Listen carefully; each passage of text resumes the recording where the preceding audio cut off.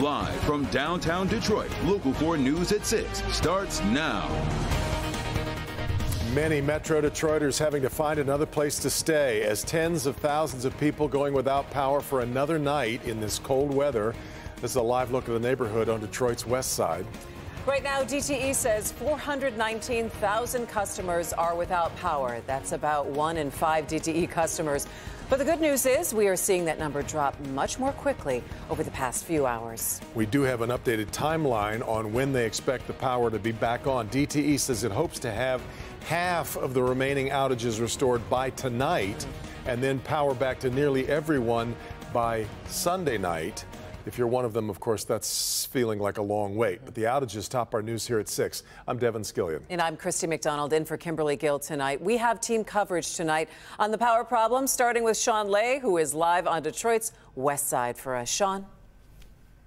Good evening, Christy. Detroiters today telling us they are really sick and tired and really frustrated seeing these. You've got a down line here. We believe it's turned off, then taped off. The line stretches right across the street. Some people have driven over this today. This scene, though, has not changed, hasn't been touched since it was taped off. People want this fixed, and we're seeing a lot of lines like this all over the west side today. They also want the power back on, and now we're seeing the impact on local businesses. We've been on street after street, block after block on Detroit's west side, where we found power lines down, taped off, like this one just lying across Linden at Penrod. We put Drone 4 up to see DTE crews in this area.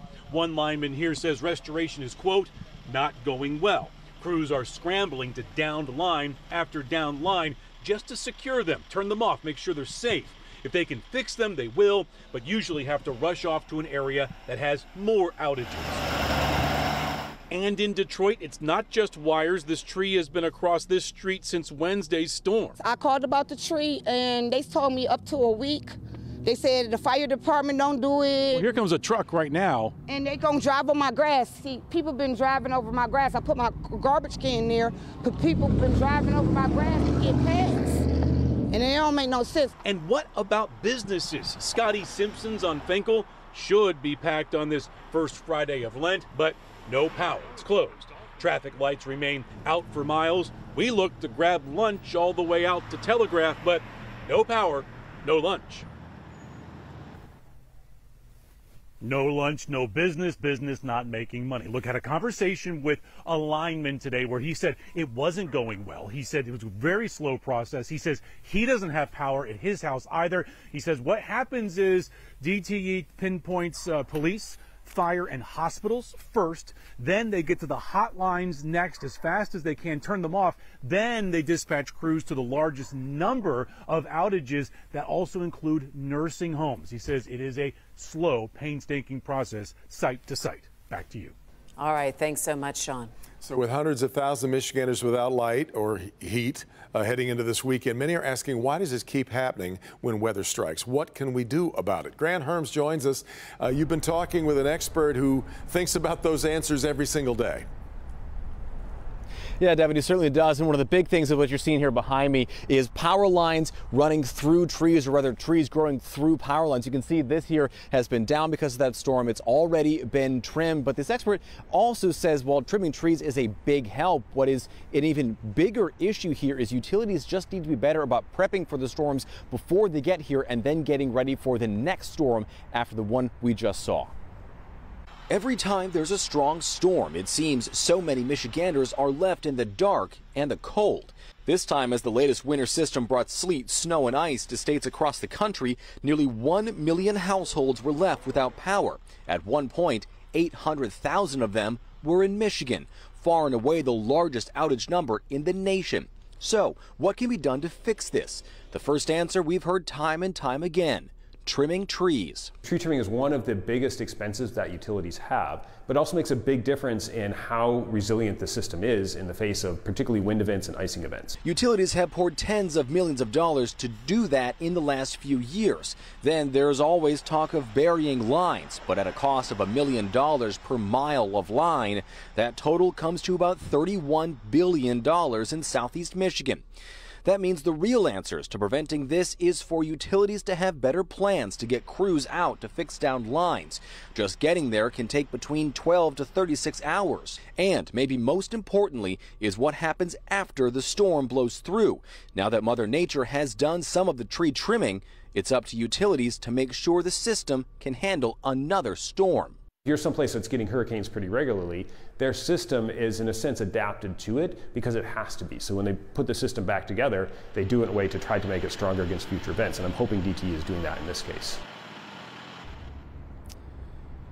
Now, DTE does remain one of the least reliable utility providers in the country when you look at national rankings. It's also one of the most expensive in terms of rates, and also has for about $400 million in rate hikes last year. Now, despite all of that, DTE does say that they have spent about $1 billion in putting resiliency into our power grid. That resulted in last year a 20% drop in power outages. Sounds like they'll be trying to work on that again after this latest weather system. In Van Buren Township, Grant Herms, Local 4.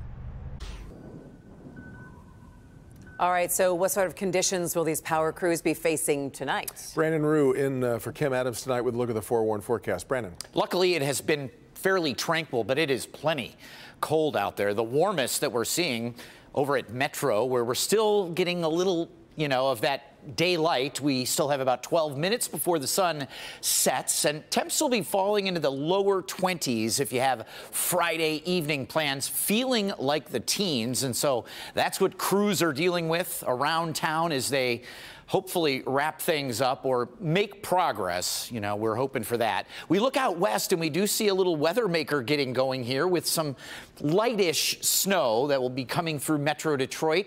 Most of your evening A-OK. There should be 3 to about 8 a.m. for a dusting to maybe an inch. So we are watching this system. Doesn't look to be throwing down a whole lot, but it could be a nuisance getting in the way of your early Saturday morning plans. Warmer on Sunday, guys, coming up. Oh, we do have your forewarned weather app forecast here. It is available for you. If you search WDIV in your app store, 1,000% free. Everything you need to know about our weather and weather around the world. All right, Brandon. Tonight we are getting to hear from one of the heroes of the Michigan State University shooting. She's a 911 dispatcher who kept calm as she fielded dozens of calls all at once and directed officers as they searched for an active shooter. Mara McDonald joins us live with her story. Mara? Hi, Christy. Thousands of people were listening to those MSU police scanners the night of that active shooter situation. And there was a singular voice that everybody heard, and it belonged to Amy Barajas. And she is exactly who you hope is on the other line of 911 if you've got a call.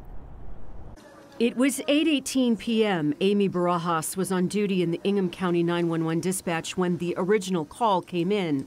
On the line? It was a call of a student. And what did the student tell you? That there was a gunman and that they had shot her friend. It was Amy's voice you heard as she put in motion the massive response to the active shooter on campus. MSU units, I got a shots fired complaint at Berkey Hall, 509 East Circle. There's going to be a shooting victim. I'm trying to get further. I have a victim who's with the victim online, on the phone. It was the beginning of a long night and thousands of phone calls from those on campus. All I have so far is that there's a shooter in the hallway, multiple people shot in dorm room or in classroom 114. A lot of it, I can't remember. I just remember doing the initial, getting units out there. I had my partners asking if they wanted other departments, and I said, send everyone we got until we know for sure what's going on. She made exactly the right call, and the hunt was on for the shooter. Towards the Union Building westbound, do we have a description? For these officers out there, they don't know what they're going out to. They don't know what's out there. They didn't know where the gunman was. My voice was a lifeline for them. The hardest part of that night for Amy and her fellow dispatchers was not being able to stay on the phone with the victims. They're so scared, and they've got you on the phone. It's somebody they can talk to that can maybe help them, and you can't stay on the phone with them. You just can't. There were so many other calls coming in. We had to say goodbye. That was very hard. On a typical night in dispatch, there are 10 fielding calls and 1 supervisor. That night, they had 20 dispatchers manning the phones. The volume was just that great. I think just because I was the main dispatcher on it, I've gotten so much attention, but I wouldn't have been able to do that without my coworkers. We worked like a well-oiled machine. Back here live, Ingham County Dispatch telling us that that night alone they fielded more than 2,000 calls and more than 143 911 texts from MSU. We're live downtown tonight. I'm Mara McDonald, Local 4. Tremendous story, Mara, and just the multitasking and keeping calm, but really that point of wanting to stay on and be with people as they called in. Thanks so much. The woman wanted in the deadly hit-and-run crash that killed a Michigan State senior is now back in the United States. Tubtim Sue Hausen flew back from Thailand earlier this week and is now in custody awaiting a detention hearing. Investigators say Hausen hit and killed 22-year-old Benjamin Cable in Oakland Township on New Year's Day and then fled the country. After a hearing, she will return to Michigan to face state and federal charges. There are 2 big freeway closures this weekend in Oakland County as construction projects begin to ramp up again. Yeah, both directions of 75 will be closed between I-696 and Square Lake. Starting tonight at 11 o'clock, crews will be shifting traffic for the next phase of that massive rebuild project.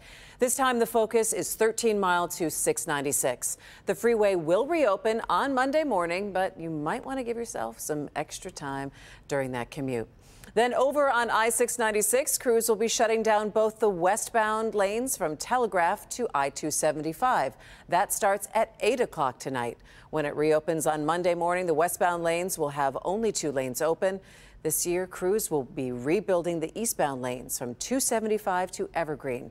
Next year, it will be the westbound lanes.